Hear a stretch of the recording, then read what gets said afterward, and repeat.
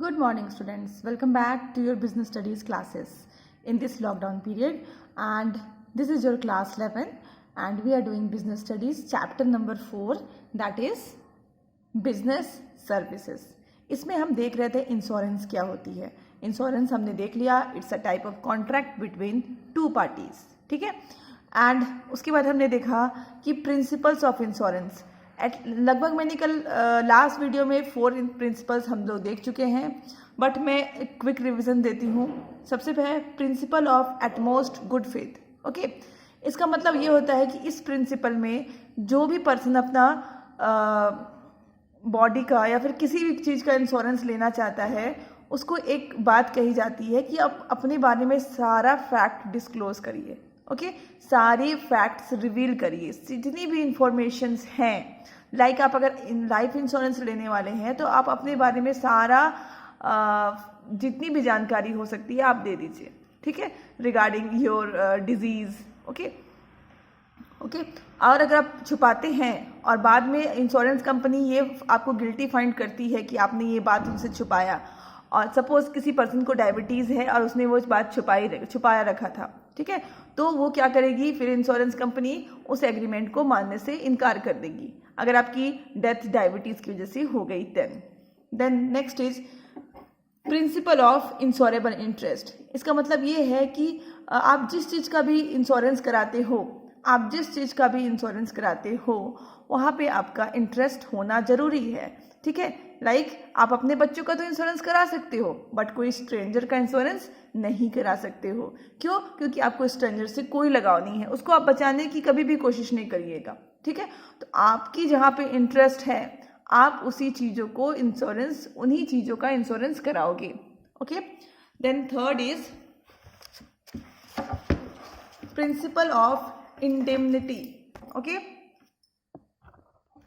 Principal of indemnity का मतलब होता है कि जो इंश्योरेंस है, it's not a contract of making profit. Insurance जो है ये प्रॉफिट मेकिंग का कॉन्ट्रैक्ट नहीं है, बल्कि क्या है, ये जो आपको लॉस होता है ड्यू टू सम इवेंट्स, कुछ इवेंट्स के कारण या फिर कुछ अनहोनी के कारण आपका लॉस हो गया, तो ये उसकी भरपाई करने का एक जरिया है. मतलब आप कंपनसेट कर सकते हो, बट आप ऐसा नहीं सोच सकते हो कि पूरा का पूरा लॉस का आपको मतलब कोई प्रॉफिट होगा, ऐसा आप नहीं सोच सकते हो. ओके, बट हमने एक बात जो बहुत ही इंफॉर्मेशन बात करी थी वो ये था कि प्रिंसिपल ऑफ इंडेमनिटी जो है वो लाइफ इंश्योरेंस पॉलिसी में एप्लीकेबल नहीं है. क्यों नहीं है? क्योंकि अगर मान लो किसी की डेथ हो जाती है, किसी का लाइफ चला जाता है, तो इंश्योरेंस कंपनी उसको उसकी भरपाई नहीं कर सकती. ओके, प्रिंसिपल ऑफ कंट्रीब्यूशन कहता है कि आप अगर एक प्रॉपर्टी की 2 जगह से इंश्योरेंस कराया हुआ है, मान लो आपकी एक बिल्डिंग थी, उसका आपने 2 अलग अलग कंपनी से इंश्योरेंस करा रखा है, और अचानक से उस बिल्डिंग में कुछ डैमेज हो जाता है, लाइक आग लग जाती है एंड 5 लाख का डैमेज आता है, तो ऐसा नहीं है कि आप एक कंपनी को जाके बोलो कि मेरा 5 लाख का डैमेज था, आप मुझे 5 लाख दे दो, एंड देन आप दूसरी कंपनी के पास जाओ और उससे भी बोलो कि मेरा 5 लाख का डैमेज है, आप 5 लाख मुझे दे दो. You can't do this. Okay, क्या होगी, ये प्रिंसिपल ऑफ कंट्रीब्यूशन कहता है कि दोनों जो डैमेज हुआ है, जो प्रॉपर्टी का 5 लाख का डैमेज हुआ है, वो दोनों कंपनीज मिल करके कंट्रीब्यूट करेंगी. अब कौन से रेशियो में कंट्रीब्यूट करेगी? It depends. ओके, किस में आपने ज़्यादा प्रीमियम दिया होगा वो ज़्यादा आपको देगी. ओके, जहां आपने कम प्रीमियम दिया है वो आपको कम कंपनसेट करेगी. ओके, आज की टॉपिक है principle of subrogation. Okay, principle of subrogation क्या कहती है? ठीक है, इसके लिए मैं आपको एक एग्जाम्पल दूंगी. ठीक है, पहले आपको मैं एग्जाम्पल एक्सप्लेन करूंगी, देन आपको बताऊंगी कि प्रिंसिपल कहती क्या है. सपोज आपने लिया था लाइफ इंश्योरेंस पॉलिसी. ठीक है, किसका? अपने फैक्ट्री का. ठीक है, आपने लिया था life insurance policy of a factory. Okay, अचानक से फायर इंश्योरेंस पॉलिसी आपने लिया था फैक्ट्री की. ओके, अचानक से क्या हो जाता है, वहाँ पे आग लग जाती है.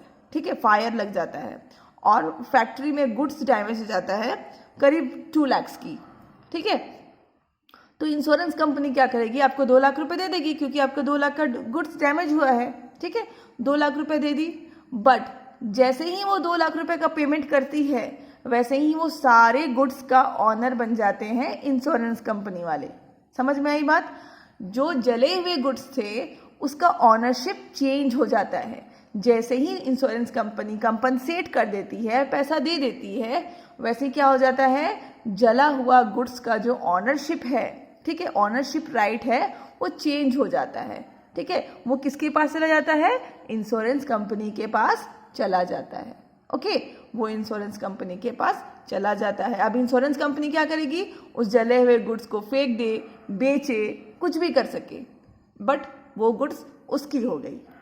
तो ये प्रिंसिपल ऑफ सब्रोगेशन कहता है कि आफ्टर पेइंग द कंपनसेशन, जैसे ही कंपनसेशन पे होता है, द नेक्स्ट स्टेप, दूसरे स्टेप में जितने भी आप जो भी मैटर के लिए आप कंपनसेट या फिर जो भी लॉस या फिर जो भी डैमेज के लिए आप कंपनसेट पे करते हैं, वो प्रॉपर्टी वो किसका हो जाता है? वो इंश्योरेंस कंपनी का हो जाता है।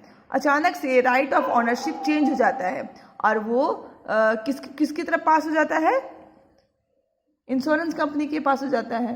Okay, so this is also a corollary to the principle of indemnity, because once the compensation is given later on, if insurance realizes some money by the sale of damaged property, that will bring profit for him, and insurance is not a contract of making profit. क्या है, कहा जाता है कि ये जो principle of subrogation है, इसकी जो रिलेशन है प्रिंसिपल ऑफ इंडिमनिटी से है। कैसे? क्योंकि वो कहता है ना कि प्रिंसिपल आपका क्या है, कॉन्ट्रैक्ट ऑफ मेकिंग प्रॉफिट नहीं है, आप प्रिंसिपल से प्रॉफिट नहीं कमा सकते। इसका कहने का ये मतलब है कि ऐसा नहीं हो सकता है कि आपने पहले दिखाया कि मेरा जो सामान 2 लाख रुपए का जल गया है, फिर आप क्या बोलोगे, ठीक है, उससे आपने इंश्योरेंस कंपनी को 2 लाख रुपए उससे ले लिया आपने, जला हुआ सामान दिखा करके। अब आप ऐसा नहीं कर सकते हो कि जला हुआ सामान को मार्केट में बेच करके उससे भी प्रॉफिट कमा लो, ऐसा बिल्कुल आप नहीं कर सकते हो। Okay, so this is related with the principal of indemnity. Principal of causa proxima, okay, this is a Greek word, principal of causa proxima. इसका मतलब ये होता है कि मान लो, ठीक है, एक मिस्टर राम थे, उन्होंने लाइफ इंश्योरेंस पॉलिसी लिया, लाइफ इंश्योरेंस पॉलिसी लिया, उसमें लिखा हुआ था अगर वो एक्सीडेंट, उनकी रोड पे एक्सीडेंट हो जाती है किसी गाड़ी से टक्कर खा करके, मिस्टर राम की अगर किसी रोड पे एक्सीडेंट हो जाती है किसी गाड़ी से टक्कर खा करके, तब उनको इंश्योरेंस का पैसा मिलेगा। बट यहाँ पे मिस्टर राम को क्या होता है, ठीक है, हार्ट अटैक से इंटरेस्ट हो जाती है, सॉरी मौत हो जाती है उनकी मौत कैसे हो जाती है? हार्ट अटैक से हो जाती है। तो क्या उनको इंश्योरेंस का पैसा मिलेगा? नो, क्योंकि आपने तो इंश्योरेंस पॉलिसी भी लेते हुए रीज़न बताया था कि अगर ये चीज़ होगा तभी मुझे इंश्योरेंस का पैसा मिलना चाहिए। ठीक है, अगर वो चीज़ नहीं होता है तो आपको इंश्योरेंस का पैसा नहीं मिलेगा। फॉर एग्जाम्पल, मान लो आपने एक बिल्डिंग बनाया, ठीक है, वहाँ पर आपने इंश्योरेंस लिया कि फायर लगने पर, अगर ड्यू टू फायर अगर हमारा प्रॉपर्टी डैमेज होता है, तब आपने एक इंश्योरेंस पॉलिसी लिखा, उसमें आपने रीज़न बताया कि ड्यू टू फायर अगर मेरा प्रॉपर्टी में डैमेज हो जाता है तो क्या होगा, आप मुझे कंपनसेट करोगे। ठीक है, आपने कॉन्ट्रैक्ट लिया, उसमें ये रीज़न डाला। और मान लो दूसरे दिन अर्थक्वेक आ जाता है और प्रॉपर्टी डैमेज हो जाती है, ठीक है, तो आपको इंश्योरेंस कंपनी कोई भी कंपनसेशन नहीं पे करेगी। इसलिए नहीं पे करेगी क्योंकि वहाँ पर तो आपने रीज़न दूसरा बताया था और यहाँ पे दूसरे रीजन की वजह से डैमेज हुआ है, इसीलिए आपको इंश्योरेंस कंपनी कोई भी कंपनसेशन का पैसा नहीं देगी।